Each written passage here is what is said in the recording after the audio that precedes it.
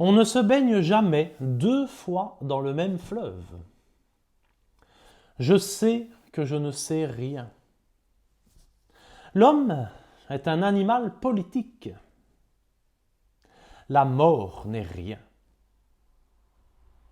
Vous avez déjà entendu ces phrases? C'est assez philosophique, hein, non? Eh bien, c'est précisément ce dont on va parler aujourd'hui parce que la philosophie nous vient en droite ligne de l'Antiquité.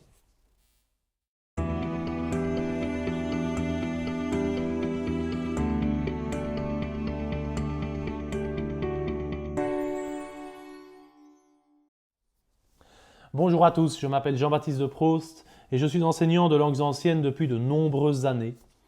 Je partage sur cette chaîne toute une série de choses liées à la langue latine, parfois grecque, et à la culture antique. Si vous ne l'avez pas encore fait, pensez à vous abonner, ça fait toujours plaisir. Et on est parti pour une petite réflexion philosophique.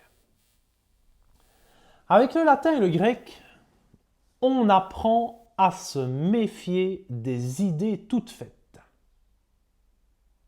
Le sens même du mot philosophie signifie l'amour, philein, aimer, de la sagesse, sophia. Attention, ça ne veut pas dire qu'on est sage, simplement qu'on a envie de la rechercher. C'est donc bien un chemin qu'on prend dans une direction bien précise et pour lequel on éprouve le plaisir de réfléchir et de penser.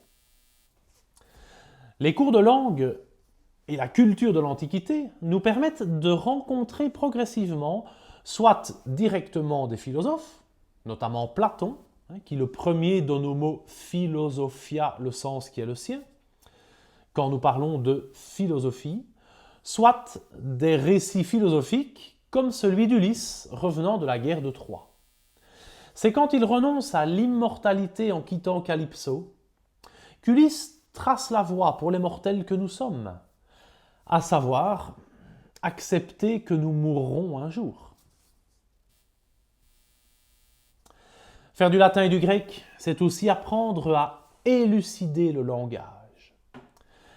Les textes que vous aborderez vous permettront de vous interroger sur des mots que vous entendez tous les jours. Qu'est-ce qu'une république? Quelle est alors cette chose, res, rei, qui est partagée, publica? Qu'est-ce qu'une démocratie? Quelle est la frontière entre le régime du peuple, c'est le pouvoir du peuple, c'est-à-dire démos le peuple et kratos le pouvoir, et par exemple la démagogie, qui conduit aveuglément le peuple, qui le séduit, agogos. Exercer une pensée libre exige que l'on se demande sans cesse ce que signifient les mots que l'on emploie.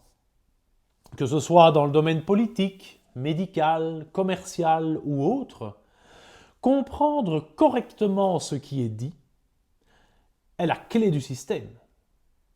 Le fait que le latin et le grec nous conduisent à traduire des textes qui nous résistent constitue déjà un apprentissage de cet usage réfléchi de notre langue. Apprendre à traduire, sans souci de la communication immédiate comme avec une langue vivante, c'est apprendre à prendre du recul en levant l'incertitude des mots et du sens. On peut alors comprendre réellement ce que sont, par exemple, un épicurien ou un stoïcien. Ces deux mots aujourd'hui sont souvent compris de travers. L'épicurien comme un grand profiteur de la vie, on voit parfois des enseignes de magasins qui s'appellent comme ça. Le stoïque comme quelqu'un d'impassible. Or, s'il n'y a pas de fumée sans feu, c'est quand même assez réducteur. La lecture de Lucrèce, de Sénèque ou de Cicéron permettent de bien recadrer le sens et de réfléchir du même coup sur l'orientation qu'on donne à sa vie.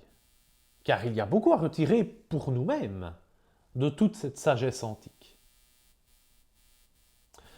Quand Héraclite dit qu'on ne se baigne jamais deux fois dans le même fleuve, Quand Socrate, un des plus grands sages de l'Antiquité, affirme qu'il ne sait rien et que c'est ça la seule chose qu'il sait,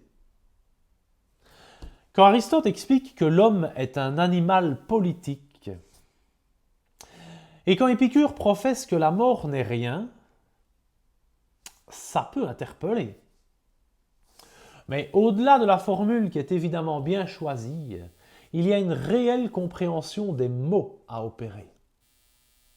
Si je vais me baigner dans un fleuve un matin et que j'y retourne le lendemain, ce n'est effectivement plus le même. L'eau a changé, il n'y a peut-être plus de poissons, des débris de tous ordres peuvent y être arrivés. C'est l'observation de cette réalité qui lui fait dire que tout coule, pantarei en grec. Dans notre monde, tout passe. En jouant sur le verbe savoir, Socrate fait comprendre à ses interlocuteurs que l'important n'est pas tant de détenir un avis, une certitude, une solution ou n'importe quoi d'autre, mais d'être toujours en recherche de son but, de ne jamais croire qu'on l'a vraiment atteint. Tout simplement parce qu'on se rend bien compte que plus on avance, plus on mesure l'étendue de ce qu'on ne maîtrise pas. Qu'est-ce que ça veut dire, un animal politique? Cette expression d'Aristote combine merveilleusement bien l'étymologie latine et grecque. Animal signifie littéralement qui est animé, puisque ça vient de animus, qui veut dire l'esprit.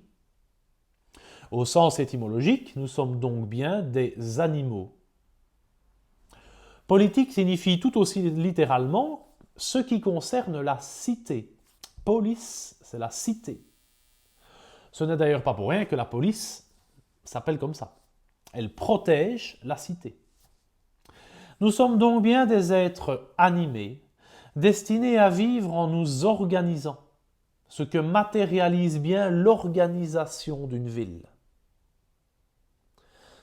Pour Épicure, la vie n'est qu'un amas d'atomes qui s'agglutinent au hasard les uns des autres, et la mort n'est donc rien d'autre que la désagrégation de ces atomes. Dès qu'on meurt, on ne ressent plus rien. Pourquoi donc la craindre?